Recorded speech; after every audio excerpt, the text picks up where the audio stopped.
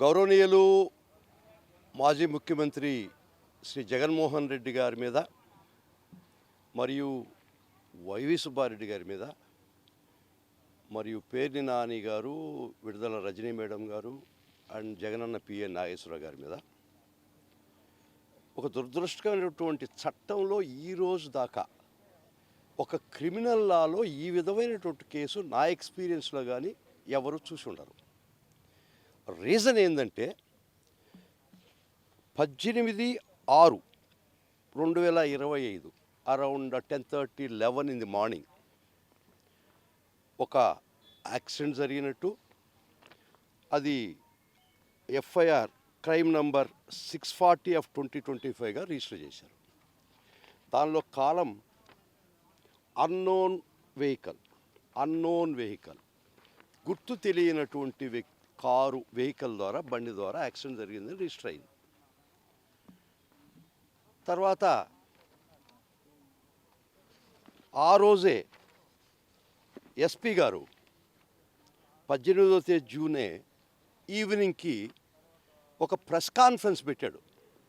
చదివినిపించాల్సినటువంటి పరిస్థితి. ఈ accident AP 26 CE 0001 అనే వెహికల్ స్పెసిఫిక్గా యాక్సిడెంట్లో ఇన్వాల్వ్ అయింది. వారి మీద తదుపరి చర్యలు తీసుకుంటున్నామని ఎస్పీ గారు ప్రెస్ కాన్ఫరెన్స్ పెట్టి బిఫోర్ ది మీడియా ఈ came by evening of 18th morning ఇది జరిగింది. ఈవినింగ్ ప్రెస్ కాన్ఫరెన్స్ పెట్టి ఒక particular car Tata safari AP 26 CV 001 అనే వెహికల్ స్పెసిఫిక్గా ఈ బండి యాక్సిడెంట్ జరిగింది, జగన్మోహన్ రెడ్డి గారు ప్రయాణిస్తున్నటువంటి కారు కాదు, వేరే కారు అని చెప్పడం జరిగింది.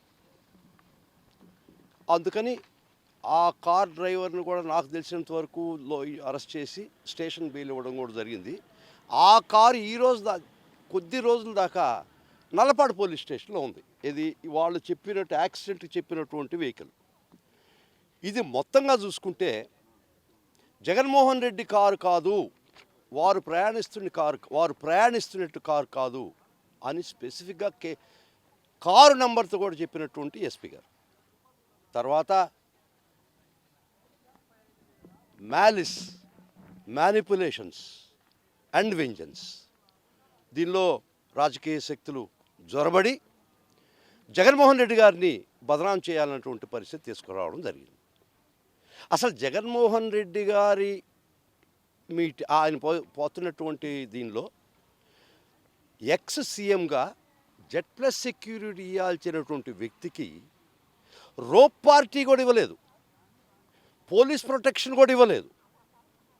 ఆ కాన్వాయ్ పోతున్న పరిస్థితిలో ఆయనకి ఖచ్చితంగా రోప్ పార్టీ ప్రొవైడ్ చేయాల్సినటువంటి పరిస్థితి వారు రోప్ పార్టీ కూడా ఇవ్వనటువంటి పరిస్థితుల్లో ఎస్పీ గారి మాటలను బట్టి కూడా జగన్మోహన్ రెడ్డి గారు ప్రయాణిస్తున్న కారు కాదు అన్నటువంటి స్టేట్మెంట్ ఇచ్చిన తర్వాత కూడా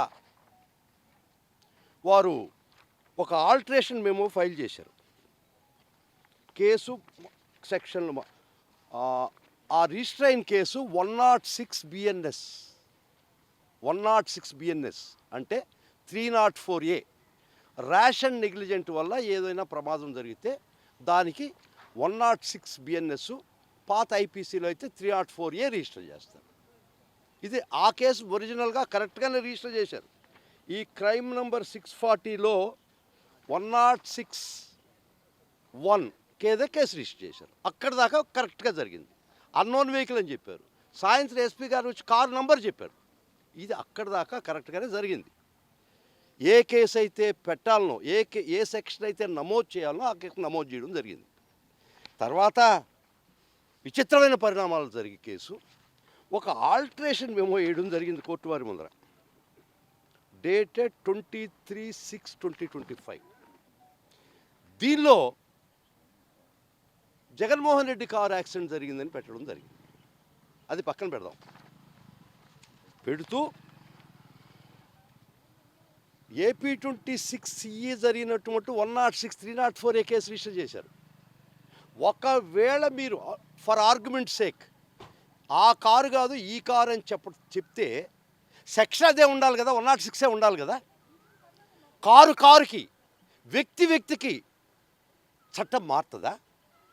ఆ 105 106 బిఎన్ఎస్ కింద రిజిస్టర్ చేసినటువంటి కేసు పరిణామం చెంది ఆల్టరేషన్ మెమోలో 105 అండ్ 49 బిఎన్ఎస్ కింద తీసుకొచ్చారు. 105 అంటే ఏంది? ఆ కారు అయితే మటుకు 106 304A. జగన్మోహన్ రెడ్డి గారు ప్రయాణిస్తున్న కారు అయితే మటుకు 106. అంటే అది ఒక దారుణమైన సెక్షన్ యాడ్ జరిగింది. Culpable homicide not amounting to murder. దానికి ప్రూవ్ చేయాల్సింది చంపాలని ఉద్దేశం ఉండాల. ఆ సెక్షన్కి ఈ జగన్మోహన్ రెడ్డి గారి కారు వారి ప్రకారమే ఇన్వాల్వ్ కాలే. కానీ మీరు పెట్టదలుచుకున్నారు. ఆ 106 ఉండాలి కదా, 105 కింద కన్వర్ట్ అయింది. ఇంకా మరి విచిత్రమైన విషయం, ఏ క్రిమినల్ లా తెలిసిన వ్యక్తి కూడా మినిమం అర్థమయ్యేది, క్రిమినల్ లాలో వైకేరియస్ లయబిలిటీ లేదు. అంటే డ్రైవర్ యాక్సిడెంట్ చేస్తే జగన్మోహన్ రెడ్డి గారు కారు డ్రైవర్ చేయలేదు అని అనుకున్నాం. వాళ్ళ ఆర్గ్యుమెంట్ ప్రకారం, మీ కేసు ప్రకారం కూడా జగన్మోహన్ రెడ్డి కారు యాక్సిడెంట్ చేసేది కేసు మీరు బనాయించారు, మార్పు చేశారు. అయినా కూడా కారులో ప్రయాణిస్తున్న వ్యక్తులు ప్రపంచంలో క్రిమినల్ లాలో ఏ రోజు కూడా ఏ కేసు కూడా వాళ్ళు ముద్దాయిలు కాకూడదు. మనం ఆర్టీసీ బస్సులో పోతుంటాం, డ్రైవర్ యాక్సిడెంట్ చేస్తాడు, ఆ ప్రయాణికులు కూడా ముద్దాయి చేసేస్తారా ఈ గవర్నమెంట్లో, ఈ రాజ్యాంగంలో? బిఎన్ఎస్, ఐపీసీ, సిఆర్పిసి ఏవీ లేదా మీకు?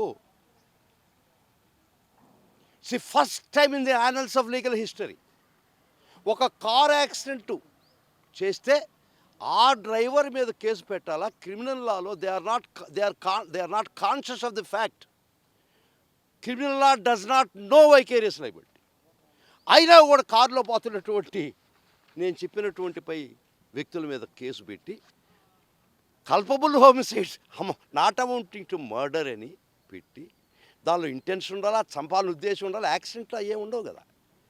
సో ఈ విధమైనటువంటి రాజకీయ కక్షల కోసం మీరు చట్టాన్ని అపహాస్యం చేస్తున్నటువంటి పరిస్థితుల్లో మేము నిన్న ఆనరబుల్ హైకోర్టు గారికి వచ్చాం, కాస్ట్ చేయమని వచ్చాం. వారు ప్రాసిక్యూషన్ వారు వాయిదా తీసుకోవడం జరిగింది. అంటే ఈ రోజుకి పడ్డది. ఈరోజు కూడా కోర్టు ముందరకు వచ్చి వాయిదా అడగడం జరిగింది. ఇప్పుడు దాకా ట్యూస్డే దాకా. కాబట్టి మేము దానికి అబ్జెక్ట్ చేస్తూ వాళ్ళ మెటీరియల్ మేము మంగళవారంకి వేస్తా అన్నారు. కానీ ఇంట్రీమ్ ప్రొటెక్షన్ అప్పుడు దాకా ఎవరిని కూడా అరెస్ట్ చేయడానికి లేదు, not to take coercive steps. అది గౌరవ న్యాయమూర్తి వారు న్యాయస్థానం వారు ఇచ్చినటువంటి ఆర్డర్ ఈరోజు. కాబట్టి ఇటువంటి మ్యాలిఫైడీస్తో, ఇటువంటి పొలిటికల్ వెంజన్స్తో మీరు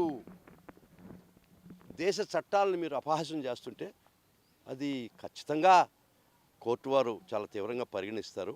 ఇది మట్టుకు సత్యం. ఎందుకంటే మీరు ఫస్ట్ రిజిస్టర్ చేసింది 106 304A ఆ కారుకి, ఏ కారుకి అది అన్నోన్ వెహికల్ అని పెట్టినా కూడా ఆ యాక్సిడెంట్కి పెట్టింది 304A 106 బిఎన్ఎస్. కానీ ఈ కారుకి వస్తే 105 ఎట్ అవుద్ది. ఇది మరీ విచిత్రం కదా. కారులో ప్రయాణించిన వాళ్ళు ముద్దాయిలు ఎట్ అవుతారు? ఏమన్నా అర్థం ఉన్నటువంటి మీరు వారి యొక్క రాజకీయ కక్షల కోసం వారు మినిమం లీగల్ నాలెడ్జ్ కానీ, కామన్ సెన్స్ కానీ, విచక్షణ కోల్పోయి పిచ్చి బట్టి ప్రవర్తిస్తున్నటువంటి పరిస్థితి. సో గౌరవ న్యాయస్థానం ఈరోజు మంగళవారానికి వాయిదా వేశారు. And not to take coercive steps order చేశారు.